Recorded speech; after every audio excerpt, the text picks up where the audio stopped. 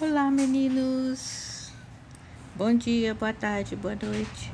Hoje nós vamos falar de forças combinadas. Espere, vou explicar essa figura. Observe bem esta figura que eu cortei para vocês. Hoje eu estou sentada naquela... Como é que fala? Desse negocinho que é o meio quadrado que eu gosto de ficar. Bom, vamos analisar a figura. Qual que é a nossa historinha de hoje? Com certeza, esse menino já bateu muito a campainha para essa moça atender e ele saiu correndo. Até que ela teve uma ideia de puxar o tapete. E foi isso que aconteceu. Na hora que ele bateu a campainha, ela puxou o tapete e o menino caiu. Ok? Vamos falar agora dessa estante e os livros. A estante se mantém em pé e os livros são forças combinadas. Vamos falar dessa cadeira. E eu vou dar um exemplo aqui para vocês. Espera só um pouquinho. O exemplo que eu vou trazer. Este elefante. E esse velhinho sentado no elefante. Eu espero que ele fique aqui, porque é assim que eu quero. Pronto. Seria força combinadas. Por quê? A Terra está fazendo uma força sobre o elefante. Que, por sua vez, o elefante faz uma força sobre a Terra e ele está em equilíbrio. E, mais uma vez, o velhinho faz a força sobre o elefante. E, em contrapartida, o elefante faz a força sobre o bom velhinho e ele está aqui. Isso é força combinada.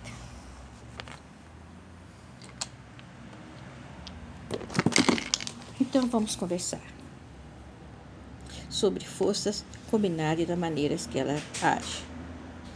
Muitos objetos são acionados por mais de uma força. Por exemplo, o peso de um iate o empurra para baixo, mas a água produz força igual para cima, o que impede que o barco afunde. O vento sopra nas velas para empurrar o iate através da água, mas a água empurra de volta ao casco e faz o barco se mover devagar. O resultado final de duas ou mais forças estão agindo sobre o objeto é chamado de força resultante. Ok? Nesta força resultante, a menina deu um impulso muito maior do que o menino que estava parado para o quê? Acionar a campainha. Então, esta força resultante fez com que o menino caísse.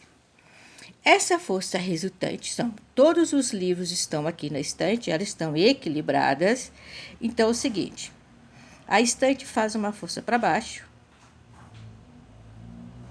para a terra faz uma força na estante e os livros fazem uma força na estante, a estante faz uma força no livro e ele se mantém em equilíbrio. Mesmo é a cadeira. Lembra da caixinha que eu gosto de ficar quando eu estou cansada? O que eu posso dizer mesmo é o nosso elefante e o bom velhinho. Lembram? Por que o elefante está em equilíbrio? A força normal é igual à força da força peso. E o nosso velhinho estava sentado aqui, que eu vou tentar colocá-lo de novo bem bonitinho, e tomara que ele fique muito obediente. O mesmo. O velhinho faz uma força no elefante, e o elefante faz o normal para o velhinho, a resultante está em equilíbrio. Muito bem. Vamos voltar aqui. Ok. O vento sopra nas velas para empurrar o iate através da água. Mas a água empurra de volta no casco e faz o barco se mover devagar. O resultado final de duas ou mais forças agindo sobre o objeto é chamado de força resultante. A resultante de duas forças é uma única força, que tem o mesmo efeito das outras duas combinadas. Forças são representadas por um vetor numérico. O vetor numérico tem direção e tamanho. Vamos analisar esse aqui agora. Isto aqui é um bloco de granito. Digamos que eu vou falar agora da construção das pirâmides. Então, nós temos um puxando para cá e o outro puxando para cá. A resultante não seria colocar esse bloco aqui? Então, esta é a resultante desta força e desta força. Esse método é conhecido como método do paralelogramo. Vamos aqui. Para achar a resultante de várias forças, as várias direções das forças têm que ser levadas em conta, assim como seus tamanhos. Quando duas forças formam um ângulo, uma em relação à outra, a resultante fica entre as duas. As duas equipes de trabalhadores egípcios antigos, arrastando um bloco de pedra, produzem duas forças em ângulos, uma em relação à outra. Esse método para calcular aqui é o método que a gente chama de paralelograma, que eu vou começar a ensinar em seguida. A resultante faz o bloco ser arrastado para frente. Ok? Vamos falar aqui.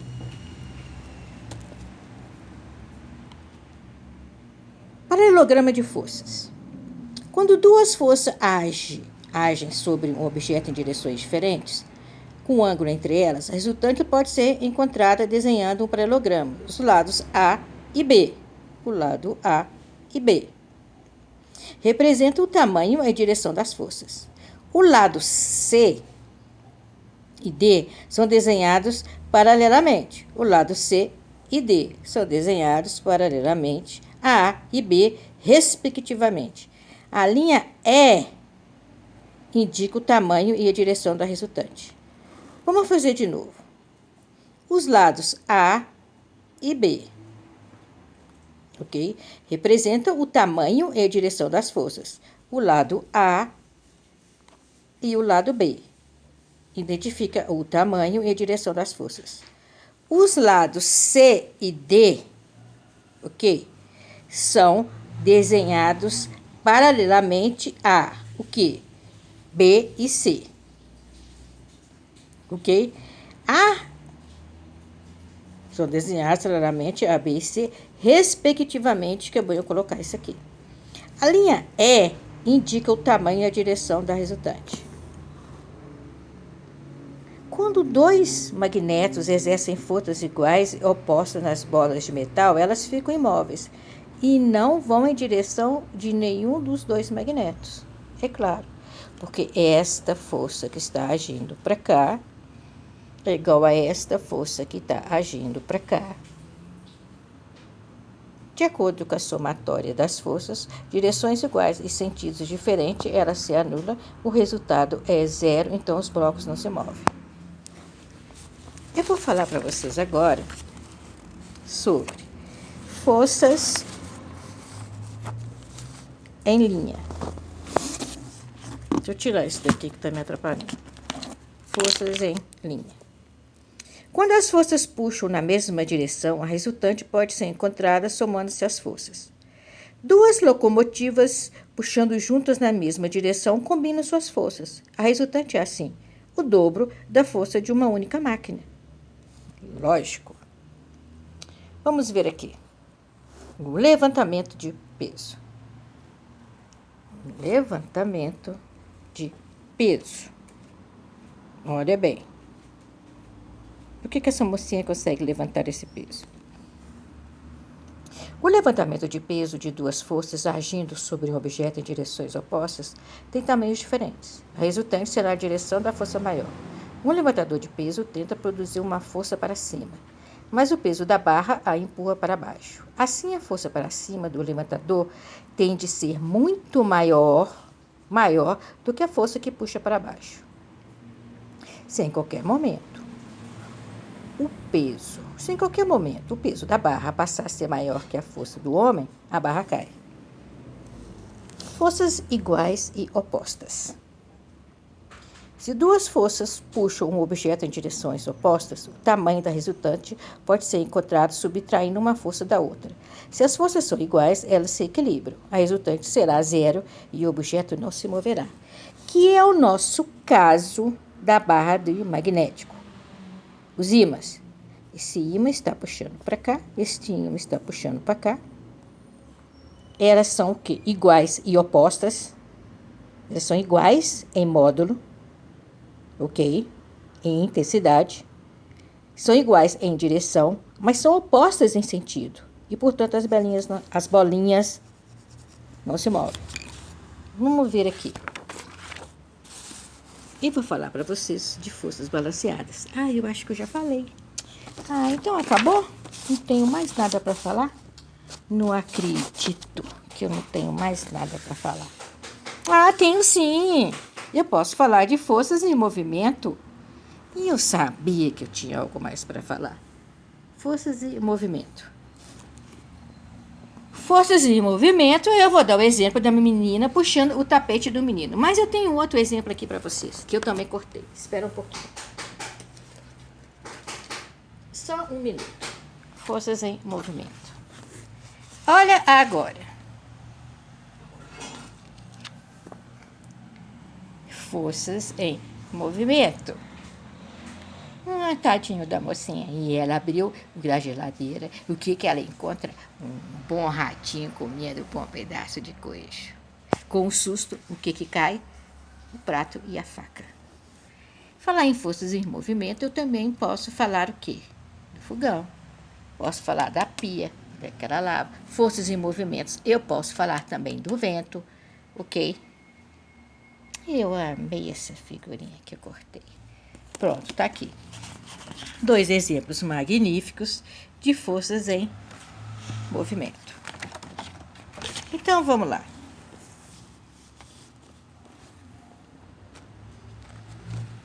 Quando um objeto se move, ele continuará em movimento até que uma força o detenha. Isso é provado por naves espaciais, que continuam viajando para sempre pelo espaço em velocidade constante até que uma outra força possa agir. Então, a força da inércia. O que é força da inércia? Todo o corpo continua em movimento. Todo o corpo continua parado até que um pulso o tire desta condição. E eu estou falando do objeto. Ok? Se eu tenho mais alguma coisa. Sim. Olha a cara desse palhaço. E ele está correndo. Ok? Ele não está correndo? Sim. Ele está correndo. E está com uma cara de quem está correndo. Quando eu fiz esse palhaço, não importa qual é o nome do professor, o professor estava desenhando. Quando eu fiz esse palhaço, eu lembrei daquele filme. Como é que chama o filme que tem um palhaço que eu morri de medo, que o palhaço chama o menino. Coitadinho do menino. E aí ele foi pegar o barquinho, o palhaço pegou o menino. Agora já é. Esse palhaço, ele tá correndo. Tanã, tanã, tanã, correndo feliz. O corpo continua em movimento até que o impulso o tira dessa condição. Aí ele cai. Foi isso que eu fiz. Muito bem. Então vamos lá. Quando um objeto se move,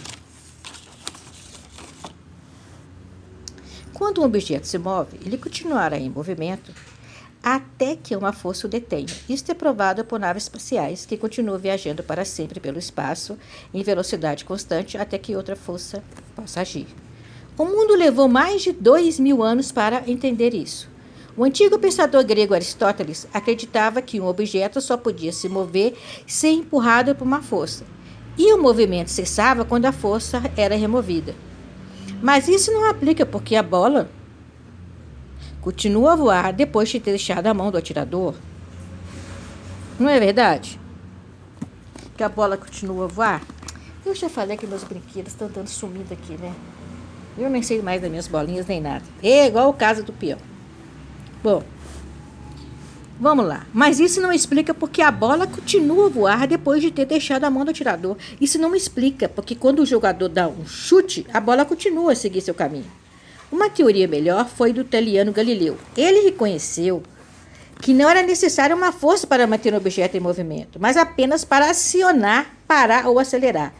Em 1687, o inglês Isaac Newton partiu dessa teoria e criou as 3 leis do movimento. Então, o Isaac Newton criou as 3 leis do movimento. Ok? Então, mais pedacinho. No ar, quando você joga uma bola, olha aqui. No ar, quando você joga uma bola, você não jogou a bola aqui, ok? Ela se move de duas formas no mesmo tempo, para a frente, em velocidade constante, e para baixo devido à velocidade. A resultante é provocada por uma combinação dos dois movimentos. Olha a inércia. Repara aqui. Apenas repara neste desenho que eu vou explicar, ok? Só isso. Um time de trenó de corrida tende a empurrar forte para fazer o trenó começar a se mover. Depois continua empurrando para manter ou aumentar a velocidade. Essa tendência de resistir à alteração do estado de movimento é chamada inércia. Todos os corpos a têm. Quanto maior a massa, maior a inércia. A tendência da massa, gente, eu vou colocar entre aspas, é ficar parada. A tendência da massa não é movimentar. A massa ela tem tendência a ser inerte. Vamos ver isso aqui. Vamos falar agora da rã. Olha bem, da primeira lei de Newton. Repara a rã. Só isso. Repara isso aqui. A rã fica parada a menos que forças desequilibradas atuem sobre ela. Vamos aqui à primeira lei de Newton. Ok? Uma rã, em uma folha de lírio, ilustra a primeira lei de movimento do Newton. Se um objeto não é empurrado ou puxado por uma força, ficará parado ou se moverá em linha reta em velocidade constante. Daqui, ó. Ilustra muito bem. Por favor, câmera, não atrapalhe. Ok? Vamos ver aqui a segunda lei de Newton. Repara essa rã agora. Os músculos das pernas da rã exercem uma força que empurra a rã para o ar. Os músculos da perna da rã exercem uma força que empurra a rã para o ar. Vamos ver aqui. Quando uma força age sobre o objeto continuará a se mover. Vai acelerar, diminuir a velocidade ou mudar de direção. Quanto maior a força, maior a mudança de movimento. Lembra que eu falei para vocês que, no caso da força, na física, o casamento mais ideal seria entre a força e o movimento? Eles estão intrinsecamente casados. Não existe movimento sem haver força. Ué, professora, e a inércia? Bom, o que é a inércia? É a tendência da matéria a ficar parada, mas significa que as forças estão em equilíbrio. Ok? O que é movimento da velocidade constante? Movimento retilíneo uniforme, continua em velocidade constante. A velocidade não varia. O que varia a velocidade? É a aceleração. Significa que a aceleração escalar é igual a zero. Ok? Não significa a ausência de força. A força está em equilíbrio. Professora, a força não é a massa vezes a aceleração? Sim. Se a aceleração escalar for igual a zero, a força é igual a zero. Mas se o corpo está em velocidade constante, está agindo o quê? A aceleração da gravidade, que ela equilibra com o peso, ok? Então, se a aceleração da gravidade é igual a normal, é igual a zero e o corpo continua em movimento. Até que algo tira dessa condição. Ou então o corpo fica parado, igual a condição da massa, igual a condição da inércia. Repare agora este movimento.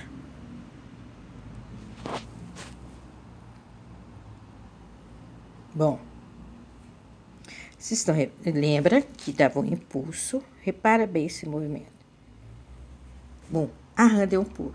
A força que levanta a rã no ar é acompanhada por uma força de reação igual à oposta que empurra a folha do lírio para trás. Seria o quê? A terceira lei de Newton. A terceira lei de Newton estabelece que se você empurra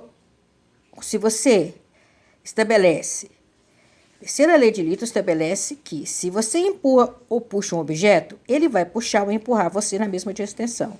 Nas palavras de Newton, a cada ação corresponde a uma reação igual e contrária.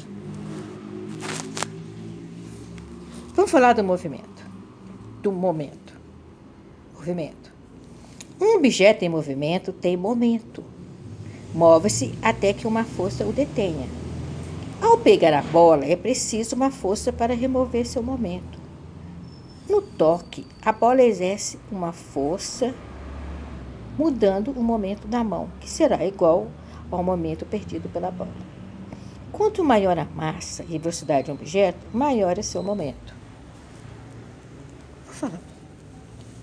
Eu já contei muita história de Isaac Newton, mas não custa falar nada.